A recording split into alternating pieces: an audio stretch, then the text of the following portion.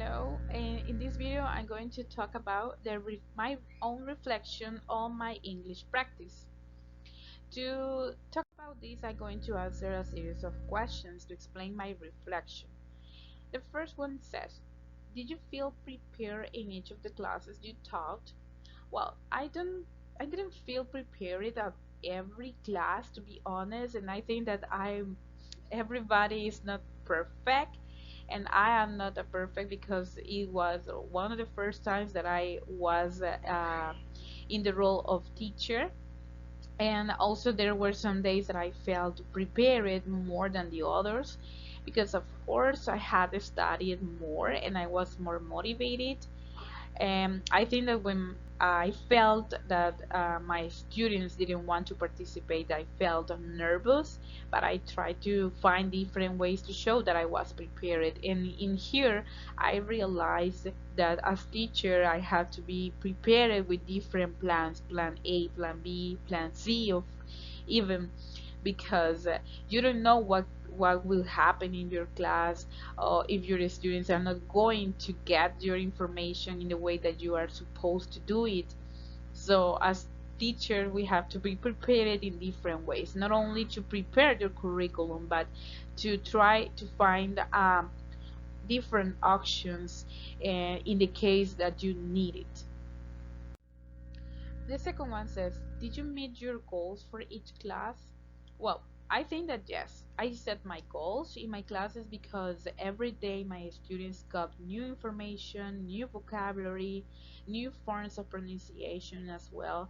So I believe that my goal was to make them learn at least one thing per class, because even though it was a short time, a short period of time that we have together practicing the English, I try to make them learn a new thing. And they, of course, told me that they learned new vocabulary, new ways of expressing. Sometimes they even didn't know what I was talking about, or sometimes they didn't know a word, a specific word. So I give them the definition, so they had a new vocabulary in their speaking in their daily basis. As the third one, it says, what methodology, strategy, and technique did you use to give your classes? Well, in my classes, I try to first give grammatical rules, and then in almost all the classes, they had to write or speak. So I try to use the main four skills to stimulate my students' approach of the language. In that, I can say that I try to use the integrated skills to enhance their learning in a more meaningful way. Sometimes I remember that I made them write, made them speak, or made them complete certain questions so they can think about it in English.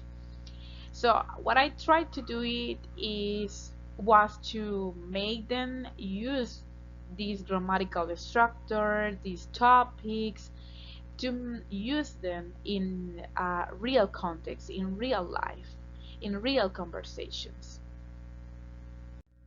As a fourth one, I have, did you follow up on your students? Explaining what way? Of course, I made a follow-up with my students when the class was over. I asked them for the parts that they thought they were difficult for them, so I can have a review of the topics and give them feedback for the next class. So I try to have a very good communication and direct communication with them, make them feel comfortable to speak whatever they want to me, to ask me, and feel free to speak and to express what they feel it was good for them, or it was if there were doubts about the topic, so they have a very good communication with me. Number 5, describe the type of activities you use to assess your students learning. Well, in my case, because I have difficulties trying to get in agreement with my students' available time to attend the classes, it was difficult for me to assign homework. So what I did was to assign short activities share homework, and sometimes we done it in classes together. And I also assess the students while they participate in my class, while they were speaking. And also sometimes we try to use extra time to I have to help them complete the activities, and in that way I realize how they have improved with time. Number 6, how did you manage the content to be developed in the class time? Explain. Well, regarding the content, at the beginning I had some topics and activities planned, but with the course of the time and by noticing how my students reacted and analyzing their English level, I had to adapt, change, and also create new content especially for them to facilitate their learning and make it more meaningful. And regarding the time, I think that at the beginning it was difficult to manage the time because, of course, it was my first time um, in this type of activities. And there were some inconvenience that I didn't think about. For example, the time they have to get to complete an activity, the time they have to enter to a online game, etc.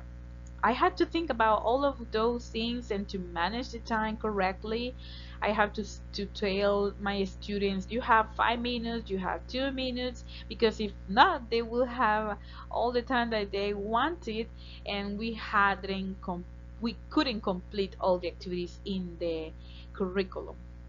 But with the time, I learned how to manage it, and I told them I gave a specific time to complete the activity so that we can be on time with all the schedule. Number 7, did you feel any difference between the first class you taught and the last one? Yes, I think that I felt a huge difference between my first class and the last one. First, because at the beginning I didn't know my students in the aspects of their capabilities, their knowledge, but with the time I adapted to them, and it was easier for me to know their strengths and weaknesses as well. So I could make the participation in activities according to that, and I knew which students prefer to participate orally, which students prefer to write it, etc. At the end, I got more experience. I managed better the time, the activities, the instructions, the examples, and I felt better and with more confidence than at the beginning. As the last question I have, what did you learn from your teaching practice, and explain? Well, what I learned from my teaching practice is that sometimes we plan something and create some curriculum with all your topics, activities, homework, tasks, but at the end, you encounter in a situation where you have to change, you have to adapt your plans, your curriculum according to your students' needs, previous knowledge, type of learning, and many other things that can influence how students develop themselves in the class. It is not just about to give information, to teach certain topics, to teach certain grammatical rules, but you have to adapt that content to your students' needs, their age, their interests, etc. There are many things that you have to think about before you deliver your class. And because the main objective is to create in the students a safe environment where they feel free to participate, make mistakes, and learn in a more comfortable and enjoyable way. So we have to think about not just to give information, but to make them feel motivated, and also that they are learning, and at the same time they are having fun. So you have to think about activities that they can enjoy as well. Activities like games, for example, um, debates, etc. There are a huge range of activities that you can think about. It is not about just giving information, but include your students in the process of learning to obtain better results. And I think that in that way, if you think in this way, you are going to succeed in your class. So that is what I learned from my teaching class, my teaching practice. So, and I think that I really enjoyed this period of time. Thank you.